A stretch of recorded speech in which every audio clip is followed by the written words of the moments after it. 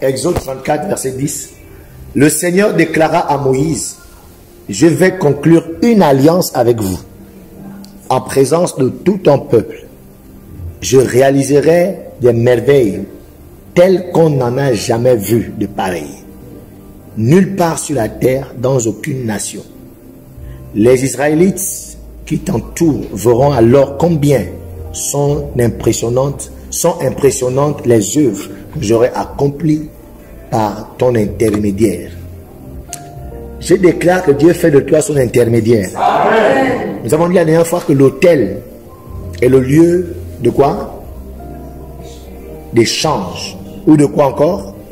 De trafic. C'est ça? C'est le point de chute à partir duquel, d'accord, Dieu affecte. De même aussi, les démons à partir de l'autel affectent toute la famille. À partir de l'autel, Dieu aussi affecte toute la famille. Donc il dit Moïse, parce que tu t'es disposé, je ferai de toi. Tu seras l'intermédiaire des œuvres extraordinaires que je vais accomplir dans cette nation. Tu seras l'intermédiaire. C'est-à-dire, les gens ne me verront pas. C'est toi qui feras les choses. D'accord? Je ferai les choses au travers de toi. Ce n'est pas toi qui fais ces choses. C'est moi qui les ferai. Tu seras juste mon intermédiaire. Mais les gens là te verront, mais ne me verront pas. Que Dieu fasse de toi son intermédiaire dans ta famille. De façon financière, de façon prospère, de façon sociale, de façon dans la manifestation de l'onction. Que Dieu fasse de toi son intermédiaire. Au nom de Jésus-Christ de Nazareth. Alléluia. Et, verset 11, il dit, observez soigneusement ce que je vous ordonne en ce jour. Et moi je chasserai devant vous les Amorites, les Cananéens, les Hittites, les Périzites, les Hivites et les Jébusites. Vous vous garderez bien de conclure une alliance avec les habitants du pays dans lequel vous pénétrez. Ce serait pour vous un piège. Verset 13. Au contraire, vous démolirez leurs autels.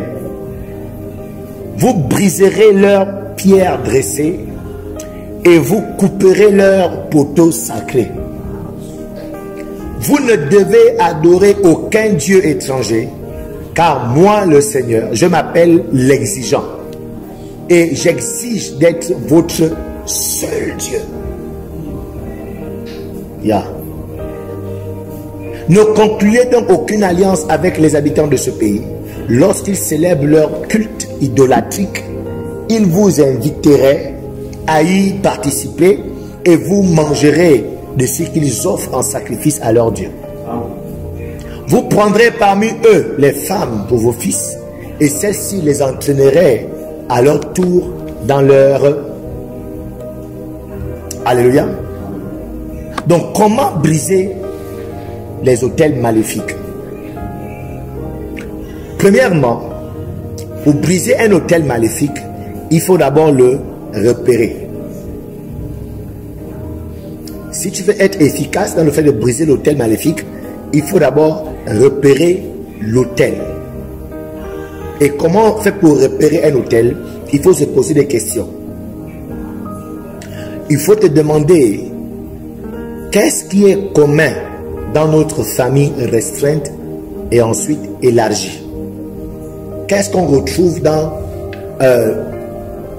plus de 70% des gens de cette famille?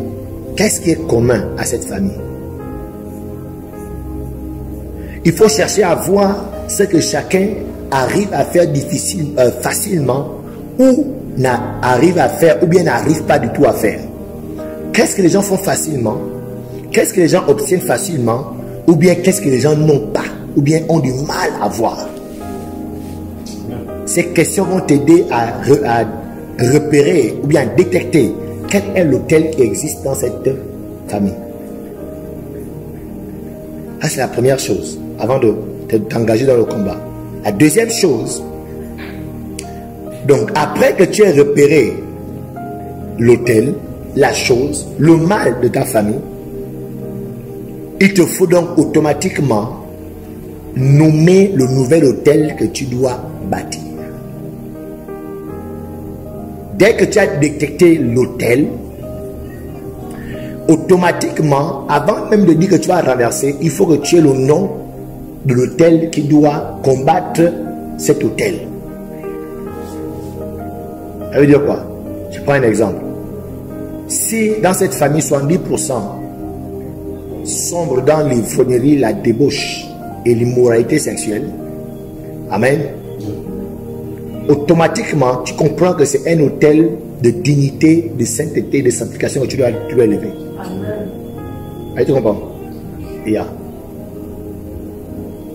Ce qui veut dire que tu dois donc te positionner à mener une vie tellement stricte pour que l'autel de dignité, c'est-à-dire tu dois t'imposer une dignité, et cela dans la prière et dans le jeûne. Dis Seigneur, je veux bâtir un autel de dignité. Je veux bâtir un autel d'honneur. Je veux bâtir un autel de sanctification.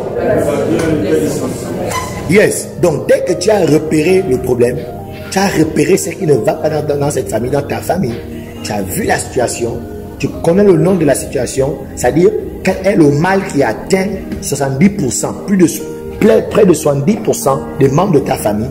Automatiquement, dès que tu as repéré, tu dois maintenant nommer quel est l'autel qui va être bâti. Alléluia. Donc si c'est une maladie chronique, d'accord, qui est le mal de votre famille, si c'est un problème héréditaire de santé, parce qu'il y a des gens, il y a des familles, tu vas voir, tout le monde meurt avec la même maladie. Du moins, une bonne partie des gens meurent avec cette maladie. Tu verras que beaucoup de gens sont atteints de cancer dans cette famille. Tu verras que beaucoup de gens souffrent de tension. Beaucoup de gens souffrent de... Le truc de sucre là, c'est quoi? Le diabète. Et là, ce n'est pas que c'est parce que les gens souffrent de sucre. C'est juste que c'est un démon qui est à l'intérieur, d'accord, qui tue les gens par cette maladie. Alléluia. Donc, quand c'est comme ça là, tu dois donc élever l'autel qu'on appelle l'autel de bonne santé. Amen. Est-ce que vous voyez un peu, non? Oui. Donc, ce sont des choses, ça semble simple, hein, mais il faut les nommer et il faut poser des actions. Il faut les nommer, les déclarer. Comme ça, quand on rentre dans la prière, renverser, casser, ça c'est la prière, la phase prière. Maintenant, il faut la phase action. Alléluia.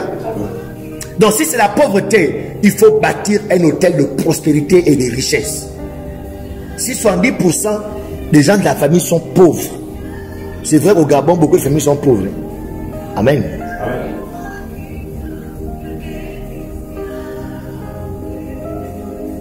Si c'est la pauvreté qui règne, qui domine, ça veut dire que l'hôtel qui va être bâti, c'est l'hôtel de prospérité. Il faut le nommer. Alléluia. Amen. Jérémie chapitre 1 verset 10. Voilà ce qu'il dit. Regarde, je t'établis aujourd'hui sur les nations et sur les royaumes pour que tu arraches. Hein? Premièrement, que tu abattes, pour que tu ruines et que tu détruises, pour que tu bâtisses et que tu plantes. Vous voyez? Il dit d'abord, premièrement, première action, c'est de quoi? C'est d'arracher, d'abattre. Mais ensuite, il faut quoi? Que tu bâtisses et que tu plantes. On ne renverse pas sans penser à bâtir après. On n'arrache pas sans penser à planter. Donc lorsqu'on va dans un combat de renversement des autels, il faut automatiquement penser, programmer, planter ou bien bâtir d'autres autels. Alléluia. Yes. Verset 10 dans le français courant dit ceci. Tu auras à déraciner et à renverser, à détruire et à démolir, mais aussi à reconstruire et à replanter. Alléluia. Donc la raison pour laquelle on va se rendre compte que beaucoup sont dans des combats malgré les renversements, malgré les combats spirituels, c'est parce que nous savons simplement casser. Nous savons briser. Est-ce que vous voyez un peu? Nous savons renverser. Nous savons envoyer le feu. Nous savons casser. Nous savons, hein, je casse, je brise. Hein? Nous savons très bien faire ça. Et même dans la vie de tous les jours, il est très facile de casser un immeuble. Hein? Amen. Oui. On a vu ça dans un pays dont le nom commence à barager. Où facilement quelqu'un est arrivé, boum, il a tout cassé. Est-ce que vous voyez un peu? Il a cassé tout un quartier, juste comme ça là. Donc on peut casser facilement une maison. Est-ce que vous voyez? Mais c'est que la personne a cassé la en un clin d'œil. Mais est-ce que vous savez le temps que ça a pris pour construire? Donc il est souvent plus difficile de construire que de casser. Donc c'est pourquoi les chrétiens sont très forts, très aidés, très puissants dans le fait de briser, de renverser et de casser. Mais dans le bâtir, c'est là où les sorciers nous gagnent. Parce que les sorciers ont l'endurance, la persévérance, l'énergie pour construire. Est-ce que vous voyez? Le sorcier, il est prêt à aller s'asseoir dans un banja pendant une semaine dans la milieu de la forêt, mangeant les chenilles. Parce qu'il doit bâtir quelque chose. Parce qu'au sortir de cette forêt, il doit avoir cette promotion. Il doit être nommé. Le sorcier, il est prêt à manger la chair humaine. Ou bien, vous m'entendez parler des choses comme ça là? Attendez, vous pensez que les gens, les gens qui font les crimes au là, vous pensez que c'est facile pour eux? Non, ils ne sont pas méchants depuis leur ventre. Hein. C'est-à-dire, c'est l'ambition, l'ambition, la volonté d'être quelqu'un dans la vie. C'est-à-dire, quand il mange malgré lui. Il boit ce sang malgré lui. Est-ce que vous comprenez? Est-ce que vous comprenez? Donc, le sorcier, hein, le franc-maçon, il ne tue pas parce que quand il prend plaisir à le tuer. Ce n'est pas facile pour lui. Mais parce que le gars là, il a un objectif. Il doit être établi. Il doit être positionné. Alors, peu importe ce qu'il doit faire, il va subir l'humiliation.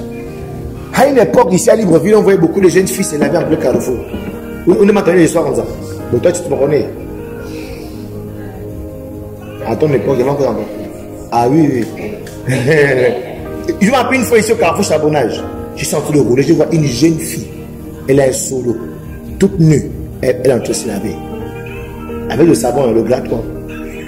Dès qu'elle finit, elle prend sa robe et elle met. Elle n'est pas forte. C'est ça là, c'est le sacrifice, le prix de l'humiliation qu'il fallait qu'elle subisse si elle voulait avoir ce qu'elle a demandé. Donc elle a fait ce sacrifice-là. Donc elle a bâti quelque chose. Tu imagines un peu le prix. Mais nous, quand il faudra attaquer, en une nuit de prière, on a brisé. Je me veux non. En une nuit de prière, on a brisé. Mais nous, on ne sait pas bâtir. On n'a pas la patience, la persévérance, l'endurance et la détermination de bâtir. C'est là où les sorciers nous gagnent. C'est là où le diable et ses démons nous gagnent. Alléluia. Amen. Donc c'est pourquoi Dieu dit à Jérémie, Jérémie, déracine, d'accord, renverse, démolis, casse. Mais écoute, après, il faut planter. Après, il faut construire. Alléluia. Donc, il faut comprendre que pour qu'un esprit, d'accord, se colle à ta vie, pour qu'un démon se colle à une famille, pour qu'un démon soit donné à une famille et donne un potentiel à cette famille, donne un potentiel à ce monsieur, les amis, c'était des sacrifices énormes. Ce démon n'est pas venu comme ça là parce qu'on a eu un petit chocolat. La personne qui a fait ça là, il a fallu payer un prix fort. Alléluia. Pourquoi? Parce que dans l'autel ou bien sur l'autel, il y a la phase bâtir, mais il y a aussi la phase entretenir, pour ne pas dire la maintenance. On ne bâtit pas seulement, mais on entretient. Mais l'entretien là, l'entretien coûte autant, un peu autant que bâtir. Il est très facile de bâtir. Regardez un peu nos gouvernants. Facilement, ils vont mettre la route. Hein? Je suis allé hier, j'étais au Kala. La route là, à l'époque, ça fait moins de 1 an. La route de goudron était genre, ouh, ça roulait bien. Mais aujourd'hui, wow, tout est cassé. Pourquoi? La maintenance. On peut construire facilement. Maintenant, la phase de maintenance là, c'est pourquoi il y a des entreprises étrangères, quand elles vous proposent leur service, elles te proposent non seulement construire, mais un service appelé vente, c'est-à-dire la maintenance aussi. Donc, elles te facturent la construction et la maintenance. Mais nos gouvernants, ils disent non, l'argent de la maintenance, c'est avant, ils mangent ça. Donc, facture les deux, mais fais la première partie. La deuxième partie là, est-ce que vous comprenez? Là, il faut voter notre budget pour la maintenance, alors que tout était déjà payé la première fois. Donc aujourd'hui, les familles, nos familles sont sous des jougs des esprits impurs. Alléluia. Et souvent c'est représenté par des objets qui sont bien protégés. C'est-à-dire, c'est un esprit impur qui a été invoqué, qui a été appelé, qui garde cette famille dans l'impudicité. Il y a des familles où la débauche sexuelle c'est leur forme. Maintenant, il y a des familles, tu vas voir, tout le monde est débouché. Même la tantine qui est sérieuse, qui a un travail, elle est débouchée à son niveau. Pourquoi? Parce qu'il y a une force invisible qui pousse les gens là à aimer le sexe. Mais ce que je suis en train de vous dire, c'est que ce qui a amené cet esprit-là, ce n'était pas simple. Ce n'était pas quelque chose de facile. Quelqu'un a payé un prix fort pour que l'esprit-là vienne. Nous, on ne peut pas juste détruire ça comme ça. Alléluia. Pour détruire ça, on doit se préparer à payer un prix aussi fort pour construire quelque chose qui viendra contrecarrer cette impudicité. Est-ce que vous comprenez? Donc si c'est l'impudicité qui existe et qui doit s'arrêter, c'est-à-dire l'autel de dignité et d'honneur qui va se bâtir là, comprends que ce n'est pas facile. Comprends que c'est un prix fort qu'il faut payer et que ça va faire mal. Alléluia. Et vous allez voir que ces autels sont souvent représentés. À des fois, j'ai cité un peu les bagues. Amen. J'ai cité un peu les cadenas. Hein? Tu vas voir, ce sont des cadenas rouillés déjà, mais qui sont protégés au fond des cantines. Les vieux cantines de l'époque là. Mais attention, il y a d'autres même qui vont plus loin. Ces objets-là sont même protégés, tu vas voir, par un serpent. D'autres même c'est enfoui sous la terre. Et mais ce qui est terrible, c'est que ce n'est pas un truc profond comme ça là. Comment on fait pour creuser ça là? Comment il a fait pour mettre ça au fond? À quel moment? Il creuse ça quand? Il fait rentrer les choses quand? Il y a un témoignage qu'on a, d'accord? De façon authentique, une histoire vraie qui s'est passée. C'est un papy qui est décédé. Et là, encore, c'est eux-mêmes qui sont découverts. Ils ont appelé même Ganga et tout le reste. Le Ganga est venu danser et tout. Il a dit non, la chose est derrière la fenêtre du papa, où il dormait, à l'extérieur de la maison. Dès qu'ils sont allés creuser, ils ont trouvé une boîte de nido fraîche. Hein? Mais il n'y a pas de nido à l'intérieur. Mais la boîte est fraîche, c'est pas rouillé et truc. Hein? C'est comme si on a mis un truc comme neuf. Mais à l'intérieur de la boîte, on a les garnitures des femmes avec le sang frais. Au fond du sol. Donc il fallait, avant de creuser ça, il fallait faire des trucs, les choses là, les rites et tout. C'est ça, non? Oui. Bon, je ne voudrais pas trop dire ton nom, quoi. Le témoignage. Attends, ça c'est quoi? Ça c'est quoi? Son grand-père, c'est mon grand-père, tu vois, non? Quand il dit qu'on a fait les choses. Donc, il fallait danser. Ça c'est quoi? Et ce qui est bête, c'est que pour le grand-père, tu es pauvre. Tous tes enfants sont pauvres. Je dis, c'est pas ça. À quoi ça sert? Donc là, tu vois que c'est ça le truc. Il y a d'autres mêmes choses, ce sont des chiens. Il y a un autre grand-père au village. Le côté de mon grand-père aussi, le mari de ma grand-mère.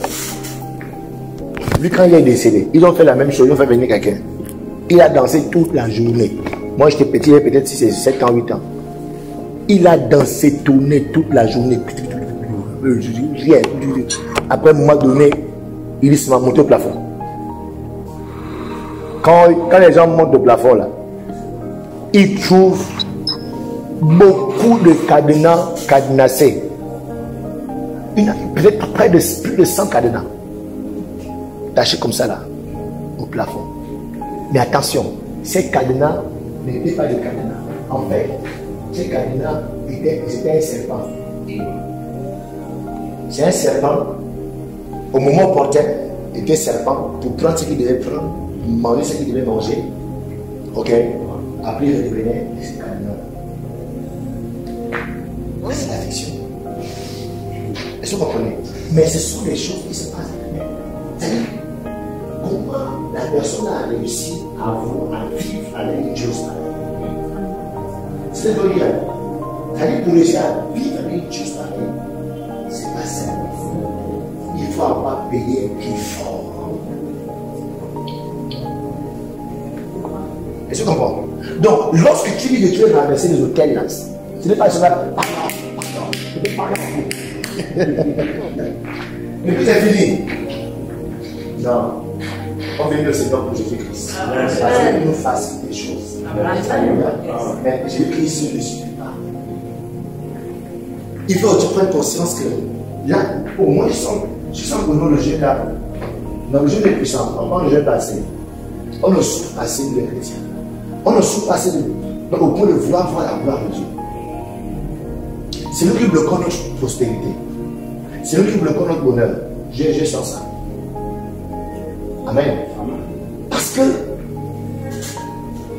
on est en fait, la vérité, c'est le vrai mot, c'est qu'on est juste paresseux. Les autres ne sont pas paresseux. Hein? Les disciples dans les bandias ne sont pas paresseux. Ils sont actifs. Ils sont courageux. Ils sont audacieux. Mais nous, dans les églises, on est paresseux, on est peureux. Alléluia. C'est pourquoi, malgré qu'ils soient en Christ, leurs choses te tiennent encore. C'est pourquoi Paul dit à écouter, ce n'est pas un esprit de timidité que vous avez reçu quand même. C'est un esprit de force qui vous a été donné. Donc, ces esprits pour lesquels ces hôtels sont bâtis dans nos familles, vous allez vous rendre compte que ces esprits vont continuer à frapper même si la personne est morte. Ces esprits vont continuer à manger même si la personne qui a fait c'est morte. Le serpent, c'est un serpent qui a été invité. Le serpent va continuer à vivre même si la personne est morte. Et là, quand c'est comme ça, là, pire encore si la personne n'a pas fait le testament. C'est-à-dire, monsieur l'esprit, là où je parle, là, je te présente le nouveau prêtre. Hein? Et là, il faut que la personne soit assez courageuse parce que même eux-mêmes, ils savent que c'est pas n'importe qui peut supporter. C'est pourquoi vous allez voir, ils vont prendre quelqu'un pendant des années avant de te montrer la chose, hein? Avant de t'initier dans la chose. Il va te prendre sous ses ailes, il va être avec toi, il va être gentil, il va de temps en temps te parler, te tester pour voir si tu es prêt, si tu peux supporter, si tu peux machin, pendant longtemps. Donc même si depuis tu es petit en fait, que le parent t'initie déjà la chose. Pas forcément qu'il te montre déjà le vrai truc, mais il te parle déjà, il te donne des signes, il t'explique des choses, il te donne les codes, hein, voilà et tout, juste pour te disposer, pour que le jour que tu verras ça, que tu acceptes ça. Et beaucoup de ce qui se passe à la télévision aujourd'hui, c'est ça, hein? Les dessins animés, ma soeur, vous voyez maintenant Satan joli, Satan et puis est mignon. Satan est mignon. Et puis les enfants suivent les dessins animés où Satan est mignon. Voilà, comme le dessin qu'on a tous aimé, Dragon Ball Z. Il y a un qui s'appelait Satan Petit Cœur. Et puis il était le plus gentil de la série. Satan Petit Cœur. Comment on aime Satan? Comment Satan est gentil, comment? Et puis c'est lui qui fait du bien. En fait, on nous prépare à accepter Satan. On nous prépare à l'accepter. Alléluia. Oui. Et c'est comme ça que dans la famille, on initie les gens. Mais si la personne meurt sans avoir officiellement introduit la personne à l'hôtel, l'hôtel va réussir à faire les dégâts derrière. Oui, il va manger n'importe qui, n'importe comment en désordre. En commençant par le ventre de cette personne qui est partie. Parce que c'est une affaire de descendants. Donc si on parle de comment renverser l'autel, si tu vois que c'est la mort prématurée, si tu vois que c'est la stérilité, si tu vois que c'est la pauvreté, c'est le célibat, dès que tu as identifié ça, il faut bâtir les autels contraires. C'est pas juste prier, il faut maintenant il faut poser des actions, une action, et tu dis, je bâtis l'autel de mariage dans ma vie. l'autel de mariage dans ma maison, l'autel de mariage dans ma famille, que mes soeurs, mes frères et sœurs se marient. Je bâtis, Seigneur, devant toi, pas devant un démon, mais devant toi, l'Éternel des armées, l'autel de l'agneau de Dieu qui parle à ma faveur. Que mon action contribue à ce que le mariage soit effectif dans ma famille.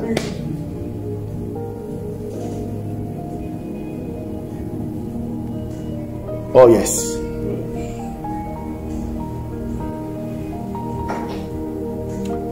Donc aujourd'hui, nous sommes des chrétiens, nés de nouveau, enfants de Dieu. Mais pourquoi ces choses s'attachent encore à nous? Pourquoi? Même moi, en tant que pasteur, je sens, en fait, en tant que pasteur, même je sens qu'il y a des choses qui nous grattent. Je peux sentir la pression. C'est pour dire que le diable ne respecte rien. Alléluia. Il ne lâche pas. Oh non, moi je suis enfant de Dieu. Oh, il s'en fout. Au contraire, même avant Dieu, c'est sucré pour lui. Alléluia. Amen. Il s'en fout. Donc, nous aussi, en tant que chrétiens, nous devons le comprendre. Pitié pour les chrétiens et les églises qui disent, ah, vous pouvez tuer des démons, vous aussi, hein. Voilà, moi, je pourrais juste parler du Saint-Esprit, ça me suffit. Je pourrais juste parler de Dieu, et puis voilà, de mon amour, et puis ça me suffit. Mais, tu penses qu'ignorer Satan, ça veut dire qu'il n'existe pas. Alléluia. Yeah. Yes. On n'a pas dit qu'on adore Satan, on ne va jamais l'adorer. On n'a pas dit qu'on déclare qu'il est plus fort que Dieu, jamais. D'accord? Mais nous voulons mettre la lumière sur lui. Nous connaître ses faits et gestes. Amen. Yes. On sait qui il est, comment il agit, de sorte que quand tu vois un bouton, hein, un truc sur ton corps, ce symptôme-là ressemble à ce gars sale. Automatiquement, tu ne joues pas avec ça. Tu prends des décrets pour que ça s'arrête. Parce que quand tu es ignorant, tu penses que non, c'est juste un bouton, ça va passer. Alors que le gars a commencé son œuvre dans ton corps.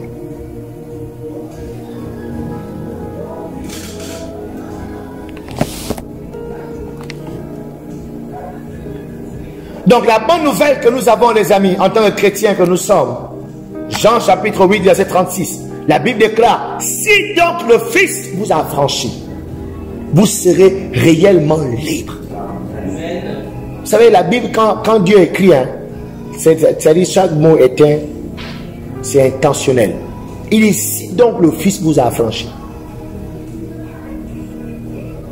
Donc, non, ça veut dire qu'il y a des chrétiens qui ne sont pas affranchis. On n'a pas dit si tu es enfant de Dieu. On dit si donc le Fils vous a affranchi. On n'a pas dit si tu es chrétien. Si le Fils vous a affranchi, vous serez réellement libre. Donc la vraie liberté vient lorsque le Fils, c'est-à-dire la dimension du Fils, t'a franchi. Quand on parle d'affranchir quelqu'un, on parle de le sauver de quelque chose, de l'enlever, de le délivrer. Est-ce que vous savez qu'il y a des gens qui vont au ciel, mais avec un démon toute leur vie? Oui. Paul est mort avec un démon dans sa vie. Hein? Est-ce que vous savez ça? Oui. Paul, il est mort avec un démon dans sa vie. Pas possédé, mais qui l'oppressait. Mais Dieu avait dit que ce démon doit être là, parce que s'il n'y a pas ce démon-là, le gars il sera orgueilleux.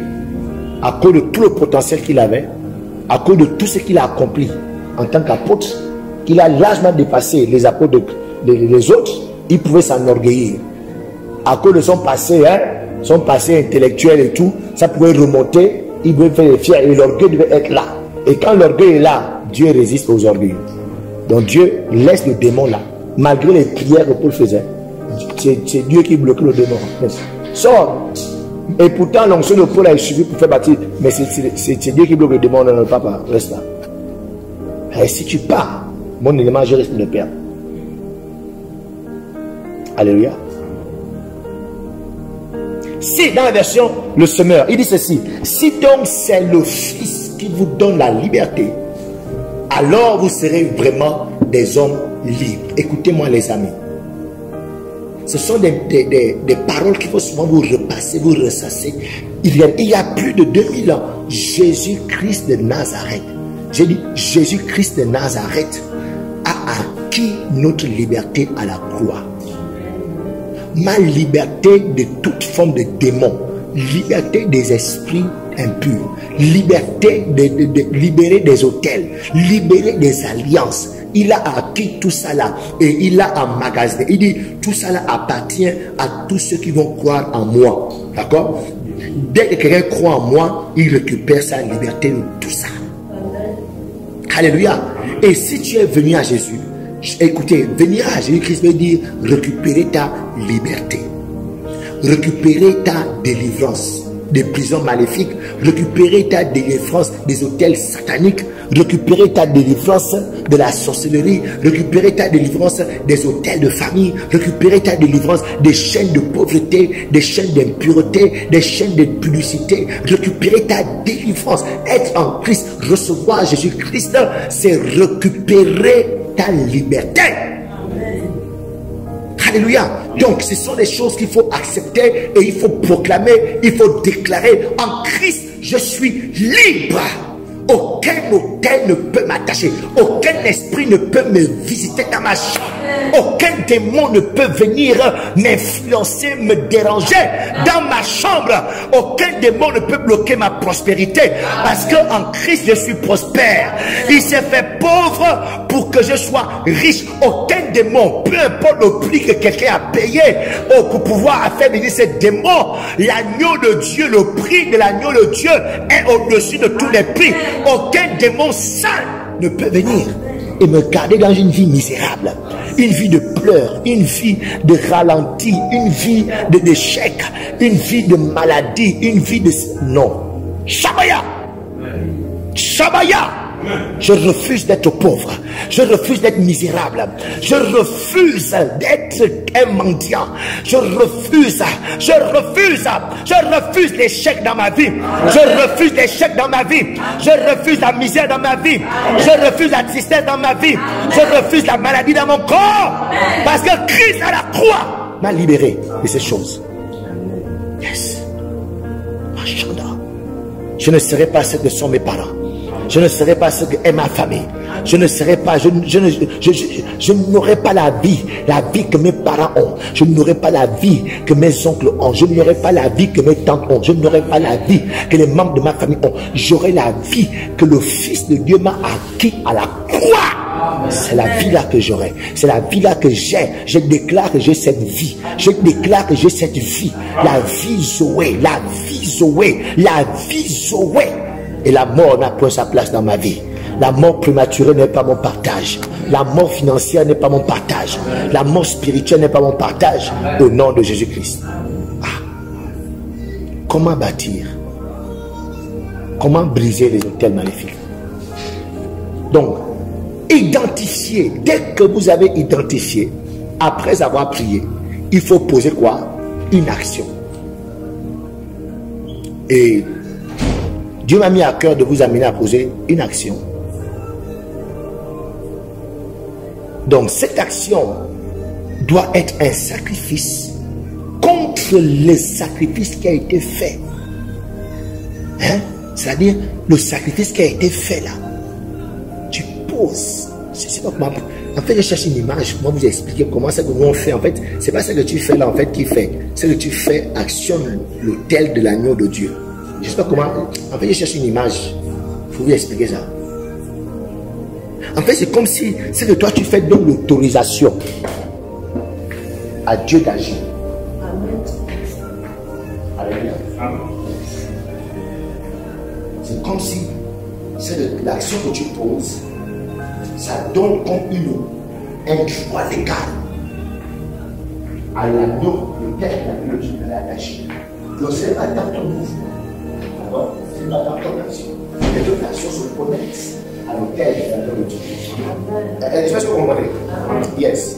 Yeah. C'est pourquoi on dit hôtel contre hôtel. Parce que ce qu'eux ils ont fait là, nous on ne peut pas faire ça. C'est la vérité. Ah yes. Quand tu ne peux pas tuer les gens, ils ont tué les gens. Hein? Et ils ont tué beaucoup de moutons, tu ne peux pas tuer les moutons. Eux ils ont passé des nuits entières dans les forêts, en train de manger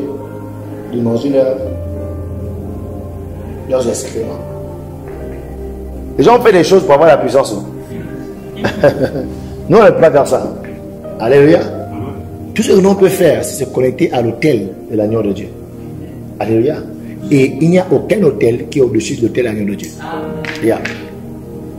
Donc cette action est donc un sacrifice contre les sacrifices qui auraient été faits sur cet autel. Alléluia. Pourquoi? Parce que la valeur d'un autel, d'accord, se trouve dans la qualité de son sacrifice. La valeur d'un autel se trouve dans la qualité de son sacrifice. C'est-à-dire, pour qu'on t'envoûte, hein, pour qu'on t'ensorcelle, pour qu'on bloque ta vie, pour qu'on te garde dans la misère, pour qu'on amène ta vie, toute ta famille à tourner en rond. Je suis en train de dire que ça a coûté très cher à cette personne ou à ce groupe de personnes. Alors souvent, ce n'est pas forcément une personne, c'est souvent un groupe de personnes qui tombent d'accord qu'on va faire ça. Donc, pour qu'on te rende malade au point où tu passes des mois et des mois dans les pharmacies. Là, je pense qu'il y a 3 ans ou 4 ans, il y a une dame que j'avais croisée en pharmacie et elle prenait ça, on dirait qu'elle les jouait quoi. Elle avait tout un gros lot, deux paquets de sachets de. Qu'est-ce que c'est en pharmacie? Et elle parlait avec la pharmacienne. Ah, vraiment? Tu me connais déjà? Hein? Oui, c'est ma corvée vraiment du mois. Elle est toute souriante. 2 gros sachets de médicaments.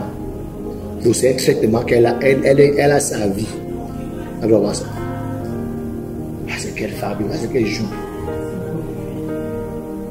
Il y a des maladies, hein, je dis Seigneur, si tu veux plus me guérir, laisse-moi mourir. Hein, tu m'as dit non? Yeah. Si tu veux plus me guérir, laisse-moi mourir. Parce que à quoi ça me sert d'être inutile sur la terre? Genre une maladie qui te rend maintenant inutile. Tu ne peux plus rien faire. Oh, moi je suis pas venu sur la terre pour ne rien faire. Ou bien? Donc si je ne peux plus rien faire, donc tue-moi. Laisse-moi mourir. C'est pas que non, je vais t'en vouloir. Non, c'est juste, en fait, je te donne le droit. Dieu, mieux tu me tues quoi. Puisque je ne peux plus rien faire. La maladie m'a appris un truc et puis c'est fini. Donc mieux. Moi, c'est comme ça que j'ai pris pour ma mère. Ma mère a subi un AVC en 2019. Je dis à Dieu, si tu peux pas la remettre comme elle était avant, c'est quoi? Pourquoi tu fais ça? Elle prend là. J'ai prié pour la guérir. Rien, elle ne guérit pas. Bon, du moins, elle s'améliore. Mais c'est pas encore ça. Ça fait trop longtemps. Je dis, mais si elle ne peut pas guérir, mais pourquoi tu la gardes comme ça? Prends-la.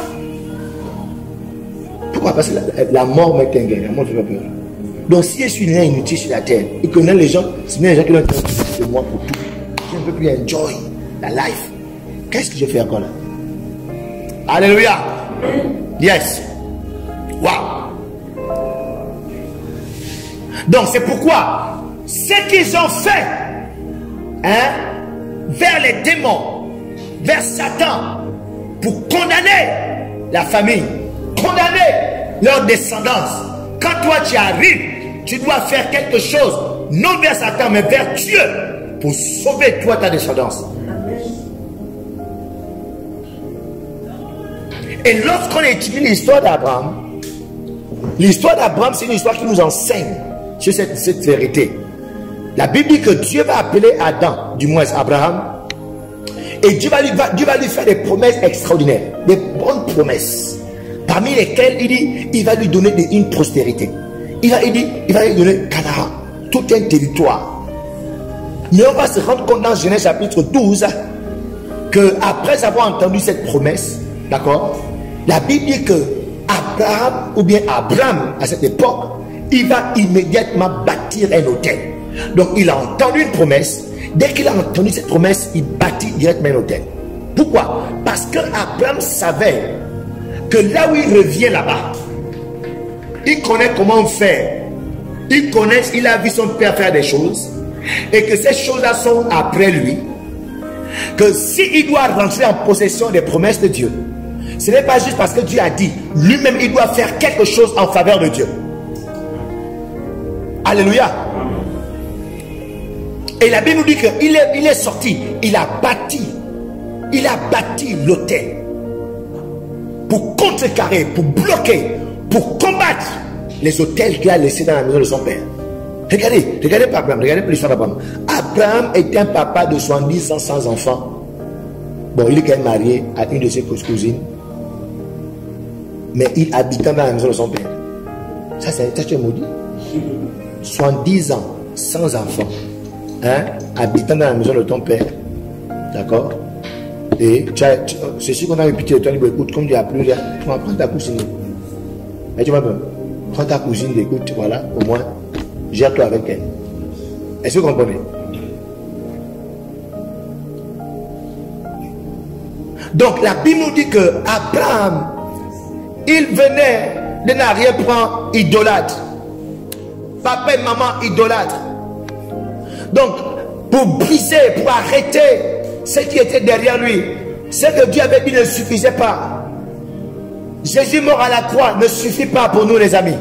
Abraham, il savait. Alors, il va décider de bâtir donc des autels. Donc, pour briser un autel maléfique, d'accord, il faut apporter un sacrifice à Dieu.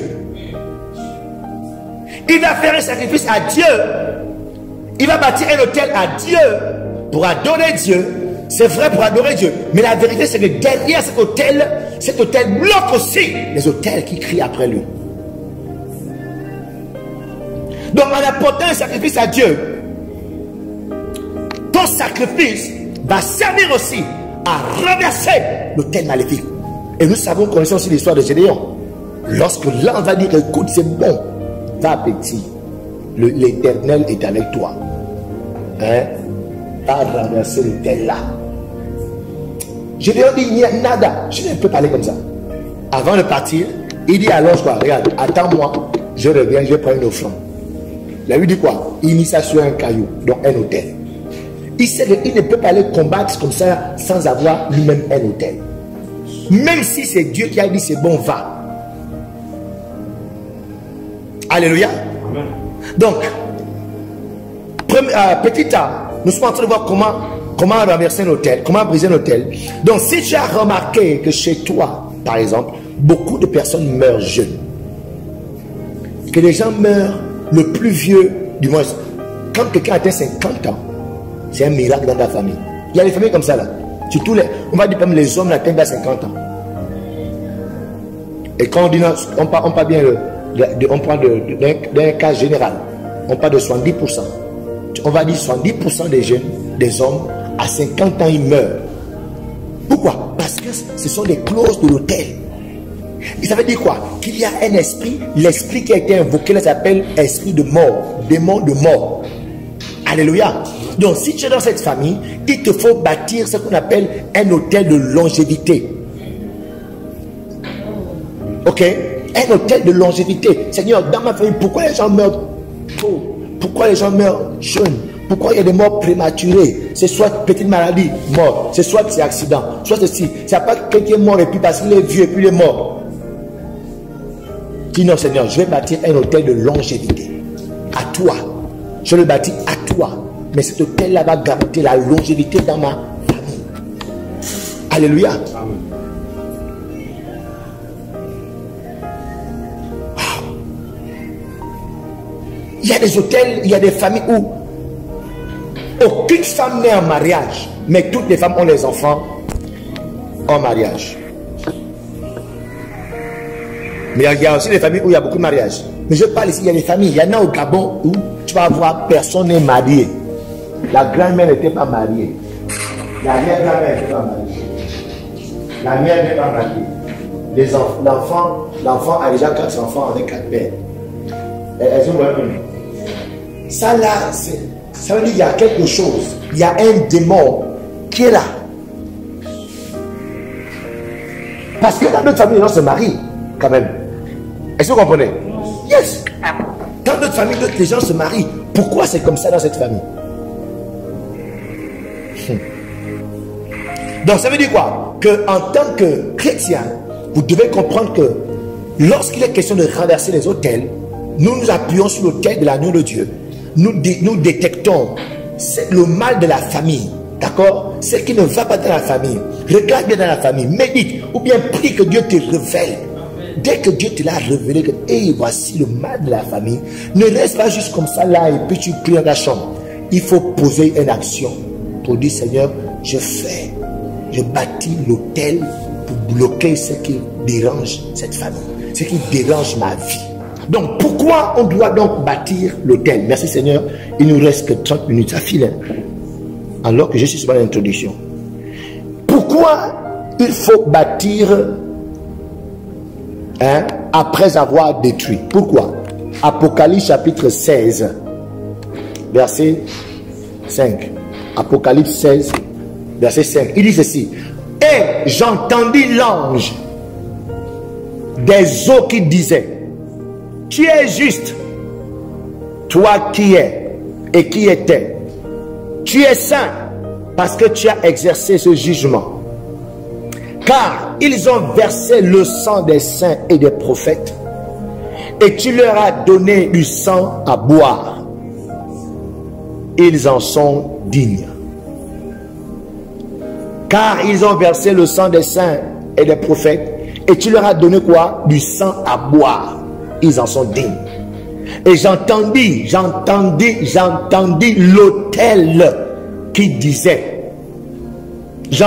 l'autel qui disait, oui Seigneur Dieu Tout-Puissant, tes jugements sont véritables et justes.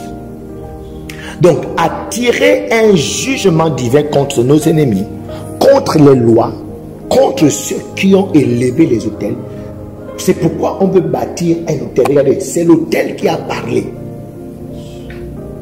La voix est sortie de l'autel. Et la voix a dit de l'autel, oui Dieu Tout-Puissant, tes jugements sont véritables et justes. Donc la voix qui parle sur ton autel va se lever et se connecter à la voix de l'autel de l'agneau de Dieu pour faire taire la voix de l'autel maléfique. C'est pourquoi il faut bâtir. Parce que si tu n'as pas d'autel, quelle voix va se lever pour toi? La Bible dit que quand Caïn a été tué, le sang de Caïn a parlé. Est-ce que vous comprenez? Et le sang, la voix de son sang a parlé, a crié vengeance. Donc pour arrêter la voix là, de vengeance là, il a fallu qu'un autre sang coule. C'est pourquoi la Bible dit quoi? Que le sang de l'agneau de Dieu, le sang de Jésus-Christ parle de meilleures choses que le sang d'Abel. Est-ce que vous comprenez? Ça parle de meilleures choses que le sang d'Abel. Donc tant que le sang de Jésus n'était pas versé, c'est le sang d'Abel là qui criait, qui parlait plus fort.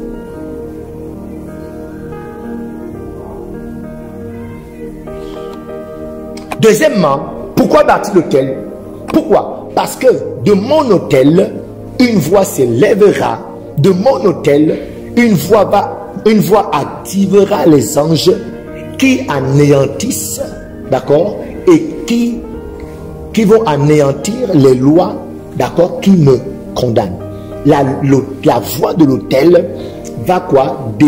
Dépêcher les anges qui viendront annuler les lois qui condamnent ma vie, les lois, les choses, les forces, les esprits qui bloquent ma vie. Donc c'est l'intercesseur de ma vie, c'est l'autel, la voix de l'autel.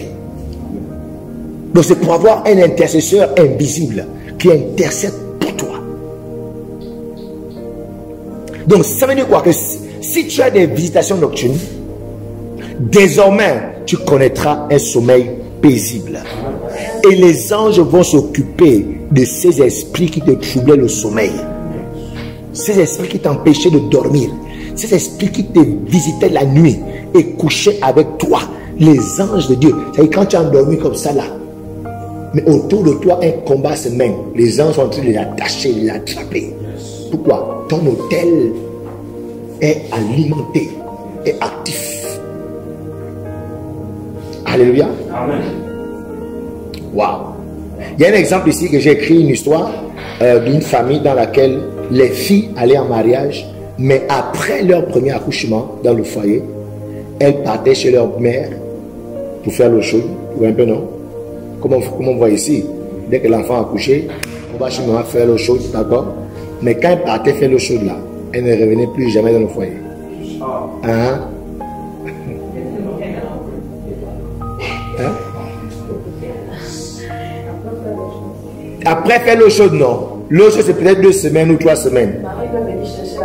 Après les 3 semaines, l'enfant, la fille ne retournait plus jamais au foyer. Ça veut dire qu'il y avait tout quelque chose qui empêchait qu'elle retourne au foyer. Jusqu'à ce que le mariage s'arrête là.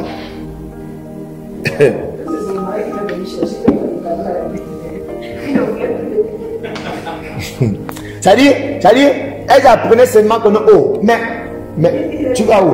Mais il y a un autre. Mais tu veux retourner où? Il y a une autre femme déjà à la maison.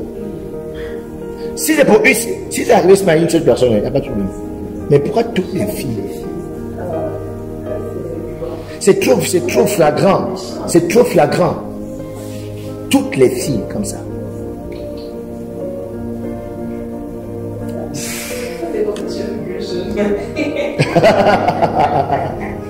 Mais tu comprends le piège à rat, la sagesse de rat. C'est-à-dire quand il démonte au procès, c'est comme si l'intelligence est retirée. Eh, tu comprends? C'est-à-dire, vous tombez dans le même piège, et pourtant tu parles, c'est même pas la grande soeur qui plaque la petite soeur. Mais dès que tu as pris la bébé, le gars a tenu le dos, tu fais la même chose. Hein? C'est comme dans une famille, qui s'appelle la famille Simandra. Hein? Simandra sont souvent à 22h, parce qu'à 22h, le village, tout le monde, on a vu le jour-là. Ils se prennent des tunnels, tout le monde dort. Le Simandra, il a été épousé en 2000, voilà, en 2006, voilà.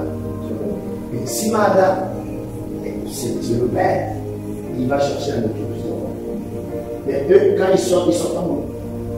Papa, maman et les 4 enfants. Non, papa, maman, la fille seule, la maman, et les enfants, au moins il avait des seins, il ira. Après, il reste dans le noir. Papa va, il va manger le doigt. Clac, il va manger le doigt. Tout le monde est là devant. Dès qu'il prend, quand il a passé mal, papa là est attrapé. Nous allons, c'est fini. Et il meurt là devant plus. Après, il retourne. L'autre fait le bien. Papa est. C'est fini. C'est pas une semaine, c'est pas 4 mois. Le soir. Parce que le matin, non. Les côtés de la maison, il a appelé, tout le monde a appelé. Et puis, ils remettent dans leur consultant. Le lendemain soir, il vient aller chez la maison.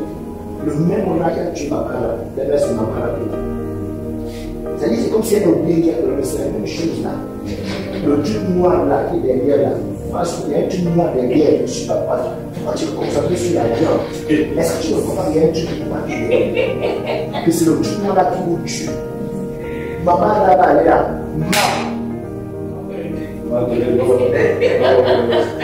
Il va revenir demain, t'en tireras, maman. Donc toute la famille là tombe dans le même piège. C'est ça le piège. Et lequel enlève l'intelligence. Tu vas avoir un master 4. C'est pourquoi tu vas voir au Gabon les cadres d'entreprise, les femmes cadres. Comment tu es une femme cadre? Tu as 4 enfants à garder. Tu ne comprends pas. Comment? Non, je ne sais pas comment on peut expliquer une chose comme ça. Tu es cadre. Ça veut dire que tu as un master 2. Les gens me demandent. Si tu es intelligent, ça veut dire que tu peux me dire la première fois. Deuxième fois. Troisième fois.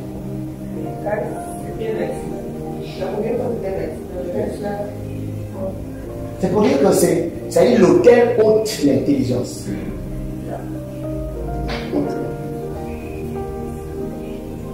Tu es intelligent dans tout, mais sauf quand il est question de la chose. Yeah. C'est ça la télécommande, tu es télécommandé. Hein? L'hôtel, je vous rappelle, la voix de l'hôtel, quand ça s'appelle là, hein? Franck Baponga, il m'a créé aujourd'hui au le Seigneur. Mais à l'époque, c'était notre grand dans le monde. Il a chanté un chant, il dit ce qu'il m'appelle, il m'en sorcière, le monde le sait, et nous on aime le chant. Ça dit quand tu as juste le livre, tu sens l'esprit de c'est pas comment il est que tu as compris? C'est normal. Non, est-ce que c'est normal? Il est vendredi, tu as compris. Hey, Chacun de t'appeler, viens, étant sorcière, viens. Un jour, on payait ici, là. C'est un papa, c'était un ancien député. Il était son nom. Quand c'est voilà, il y a une grande maison là, il vit toujours là. Papa là. Mais lui a été vraiment. Il était député, il était ministre. Mais quand tu le vois, un jour, il est jamais payé là. Nous, souvent, on a fait le fumer, on a fait le bois. C'est quand on est fauché. On est là, on fume. Voilà, avec les autres. Là, la vie, jusqu'à 4 heures. Il était 4h15 comme ça. On passe de sa ruelle, il y a les pantoufles. Il y a la culotte. Il y a le psychologue. Voilà, on savait qu'il sortait de l'église. Ça doit être qu'il s'est réveillé. Oh, papa, oui, oh, mais ça va être là. Oui, il y a ça. Il n'y a pas ouvert là. Pas ouvert. Non, il n'y a pas. On peut ça. Comment tu n'as pas les voix là? Vous ne pouvez pas donner une voix de part là. Non, papa, il va souffrir depuis minuit, c'est fermé. Vous êtes sûr là? Oui. Après, c'est comme ça. Puis, il va s'activer. Jésus m'appelle. Viens. C'est comme ça, un débardeur. Un débardeur pantoufle, je suis de chambre. C'est comme l'esprit avait appelé, l'esprit avait appelé docteur Yobicho. Parce que la plus belle église. Un jour, il est chez lui. Et il se réveille comme ça. Waouh! Il est en retard. Il s'habille. Et quand il arrive, il a vu le dimanche. Il avait quelqu'un à pied juste là. Lui, il s'habille. Il arrive au culte. Regarde comme ça, péché. Et il s'est rendu pendant qu'il péchait, tout le regard. Les gens étaient concentrés. Jean parlait, il prenait moi de lui. Après, il appelle sa femme, il dit moi, ça va, il y a un problème. Il veut lui manger.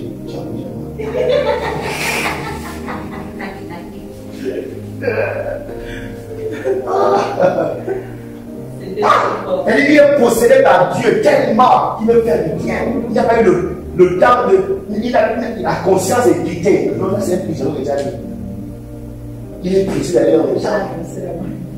Alléluia. Waouh!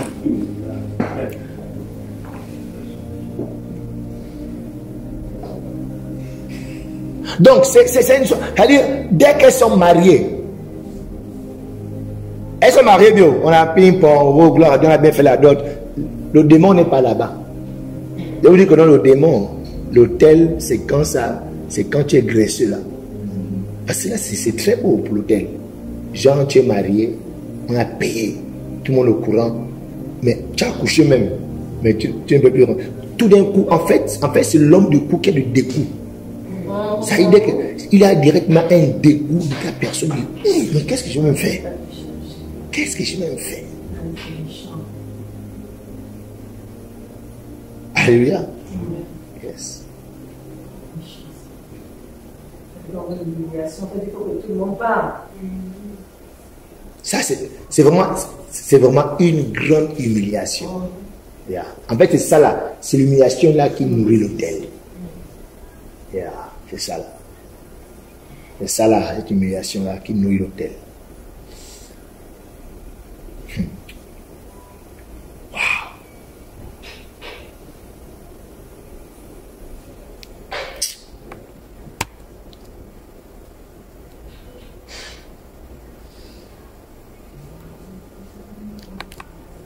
C'est pourquoi peu importe ce qui a été fait dans nos familles, cela est annulé par le sang de Jésus. Amen. Et pendant ce programme de jeûne et prière, alors que nous sommes en train d'humilier notre âme envers notre Dieu, la main de notre Dieu nous saisit et nous délivre Amen. De ces forces maléfiques. Amen. Au nom de Jésus-Christ de Nazareth. Amen. Yes.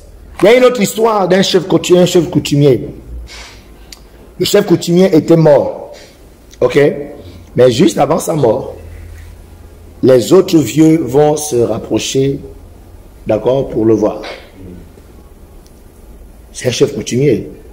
Maintenant, chef coutumier, tu es en train de mourir. Qui prend le flambeau? Hein? Et là, il va leur dire, qui est le successeur. Voici mon successeur, le garant de l'autel. D'accord? C'est celui qui va se retrouver. Il dit, mon successeur, le garant de l'autel. D'accord? Tout c'était là, non? C'est celui qui va retrouver mon bracelet le jour de mon enterrement. C'est-à-dire le jour qu'on va m'enterrer, celui qui va retrouver mon bracelet, c'est celui-là qui sera mon successeur. Et quelques heures avant sa mort, il va faire appel à son fils. D'accord, dans la chambre. Son fils, sans rien dire à son fils, il va lui remettre le bracelet. Ok? Il leur a dit, mon successeur, c'est celui qui aura le bracelet le jour de mon enterrement. Mais le fils ne connaît pas tout ça. Est-ce que vous voyez? Donc le fils va aller, avant de mourir, il m'appelle dans la chambre, et il va remettre le bracelet à son fils, sans lui rien lui dire que non, le bracelet c'est possible, c'est pour ça. Bon, papa meurt, et puis toi tu prends, comment c'est quand même souvenir de mon père. C'est comme ça qu'ils font les choses. Oh non, c'est côté de mon père m'a laissé. Oh non, c'est la chemise qui m'a laissé. Oh, et tu vois bien, non? Donc le monsieur content que son père lui a donné un cadeau avant de mourir, et vraiment, tout enfant va chérir ça. N'est-ce pas, non? Tu imagines? C'est au souvenir de ta mère avant qu'elle meure, ton père. Elle va chérir. Mais le chef est donc mort. Voici maintenant les funérailles, l'enterrement. Alors que ce groupe de vieux vient à l'enterrement, d'accord, pour savoir qui est le garant. Eux, ils viennent maintenant pour l'enterrement. Eux, ils viennent pour regarder qui a le bracelet. C'est-à-dire qui est le successeur. Qui est le nouveau chef. Ok? Donc, ils vont regarder dans la foule. Et ils vont identifier le frangin.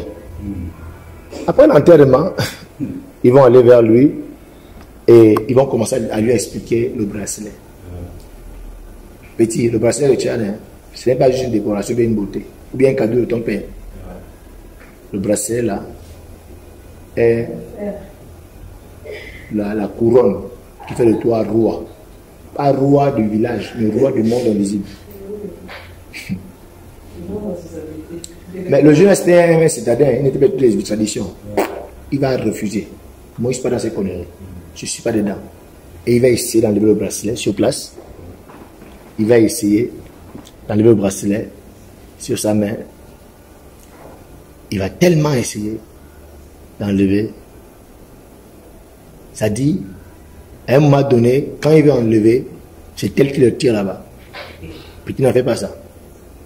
Il essaie ici, l'autre main là-bas. Petit ne fait pas ça. Alors petit ne fait pas ça. Et finalement, il va accepter. Ok? Pas tant que non, il accepte leurs choses. C'est quand même le cadeau de mon père. Et il accepte. Mais la vérité, le bracelet là, c'était donc l'autel. Le lieu de transaction. Le lieu d'échange. Ok? Le lieu par lequel les démons vont avoir accès. Amen. Dans tout le village. Parce que là, on te met comme un chef. Alléluia. Et à chaque fois qu'on élève un autel, il faut obligatoirement donc quoi? Des sacrifices. Il faut obligatoirement. Donc du coup, le jeune ne savait pas que là où il est en train de retourner en ville, il y a l'autel avec lui. Et que chaque soir, il veut se retrouver avec lui. Ok. Pour les adorations, parce que il est le chef, celui qui a l'autel. Donc, n'importe quel vieux sorcier qui veut faire son sacrifice, il va vers l'autel. Donc, tellement, ça dit, il dort, il se retrouve dans les réunions sorcières, et puis les vieux, où les sacrifices sont faits. Et il ne comprenait pas. Il ne comprenait pas. Il se levait à chaque fois sur ce. Il se levait, il ne comprenait pas. Et un jour, il va être en train de marcher. Il va prendre le vieux du village, qui n'est pas censé être en ville. Il va le croiser en pleine ville, avec les amis du village de bâton. Il dit, mais toi, depuis là, je te cherche, tu es où? Il dit, comment tu me cherches? Je te cherche depuis. J'ai mon sacrifice, je veux faire tuer. Ça dit, la Bible, l'histoire quand j'ai lu, sur place, ça dit, ça c'était comme la goutte qui débordait, ça dit. Pour nous, ça ne semble rien. Parce qu'il sait, il sait quand les antécédents, déjà le vieux là, il voit déjà les rêves en question, mais là il le voit en live, c'est quoi ça? Hein, tu vois? À un moment donné, il pèse. Sur place, il a commencé à crier. Laissez-moi, laissez-moi, non, non, je ne veux pas, laissez-moi. Il est devenu fou sur place comme ça. Laissez-moi. Il a commencé à lever les habits, il a levé le poisson, il a agité. Mais il est devenu fou sur place. Donc les fous que vous voyez là, péter la tête là, c'est beaucoup d'histoires. Ce n'est pas juste l'équipe de médecine là, on est la schizophrénie, voilà. Mais c'est souvent quelqu'un qui a vu ce qu'il ne pouvait pas voir. On lui a donné ce qu'il ne pouvait pas supporter. Alléluia. Yes. Mais l'enfant est citadin, il sait que s'il est l'enfant, on va refuser. Alléluia. Yes. Donc, vous comprenez que lorsqu'on bâtit l'autel, nous le bâtissons parce qu'il faut qu'une voix parle en notre faveur. Alléluia. Il faut qu'une voix, d'accord, puisse intervenir, d'accord, lorsque d'autres voix maléfiques vont vouloir parler contre nous. Alléluia. Alléluia. Est-ce que tu peux juste prier en langue un instant et nous allons prendre même 5 minutes et nous allons faire des déclarations prophétiques alors que nous sommes en train de terminer cette session d'enseignement. Est-ce que tu peux prier en langue un instant? N'oublie pas que tu es dans une posture de combat, une posture d'humiliation devant notre Dieu, d'humiliation sous la puissante main de Dieu. Est-ce que tu peux parler en d'autres langues maintenant? Est-ce que tu peux prier en d'autres langues? Est-ce que tu peux parler en d'autres langues? Est-ce que tu peux parler en d'autres langues? Makadorema, Rado Shanda, Mindo Shanda, Mando Shakaya, Mekadosh, Dekaraba, Mandosh Kayandeba, Rando Shikereba, Rando Shandereba, Makalo Shandayaba, Male Shundeyeke, Liko Rabala, Mekado Santelema, Makado Rekadeya, Makado Santeyeba, Mekapayalante, Likapayando Raba, Yekalando Rakaya, Mikapanda Raba, Rabalando Kerebra, Mekapalanda, Rado Shantayaba, Mekada Santaya, Rakadaba, Nekobrada, Masantariara, Rado Shandaya, Mekado Sada, Rakataya, Mekado Rekaskadaya, Mekando Santaya, Rekayaba, Mekadaraba, Mekadayandaraba, Mekaskadiantaraba. Alléluia.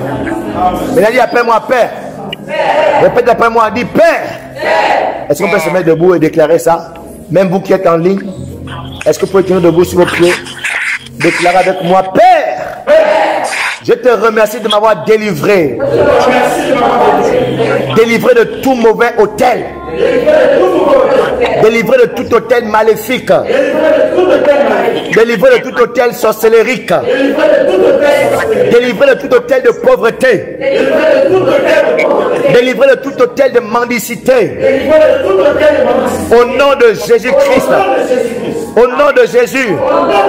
Je maudis par l'Esprit de Dieu. Je maudis par l'Esprit de Dieu tout autel maléfique qui revendique mon nom. Tout autel maléfique qui revendique mon nom. Et j'ordonne ma liberté.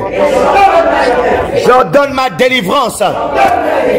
J'ordonne ma prospérité. J'ordonne mon épanouissement. Que tout ce qui a été transféré dans ma vie par l'imposition démoniaque, au nom de Jésus-Christ, se détache maintenant. Se détache maintenant. Tout ce qui m'a été donné dans les rêves, dans les visions, dans les songes, et même physiquement, par la nourriture, par la viande, par une boisson, au nom de Jésus, je vomis cela. Je vomis cela. Je vomis cela. Que tout serpent, pardon, que tout poison qui a été transmis dans mon corps, au nom de Jésus, je le neutralise par le sang de l'agneau de Dieu. Je déclare que le feu de Dieu tombe sur tout esprit de mort. Tombe sur tout esprit de mort. Que le feu de Dieu tombe sur tout esprit d'impudicité. Tombe sur tout esprit d'impudicité. Tombe sur tout esprit de débauche.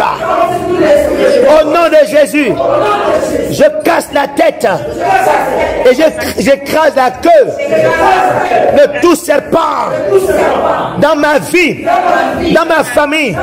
Au nom de Jésus, que chaque hôtel satanique, que chaque hôtel maléfique introduit dans ma famille reçoive le feu de Dieu. Reçois le feu de Dieu. Reçois le feu de Dieu. Reçois le feu de Dieu. Reçois le feu de Dieu. Prie en notre langue rapidement. Prie en notre langue. Makada yakaraba. Nekaranda yakaraba. Nekanda yatayaba. Nekanda yakaraba. Mekanda yakaraba. Mekanda yakaraba. Mekanda yakaraba. Mesanda yakaraba. Mekanda yaka. Mekanda yakaraba. Mekanda yabara. Randas karaba. Mekadaraba. Randa yakaraba. Mekanda yakaraba. Mekanda yakara. Makanda yaba. Melarabaya. Nakarabara. Randa yabarara. Manda yabaraba. Manda yabaraba.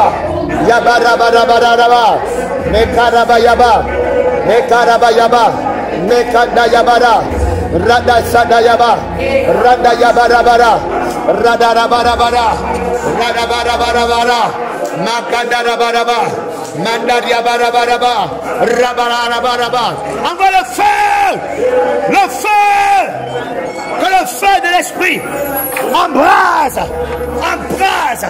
détruit tout hôtel maléfique dans ma famille, dans ma vie, au nom de Jésus. Que le feu, le feu, le feu, le feu. Adayada bradaba, akanda yabada, mashadabada, anda yadaba, dandarabada, nekandarabada, yakashka yaba. Mekanda yaba, randa yaba, mekanda yaba, randa yaba raba, randa skunda ya. Alléluia.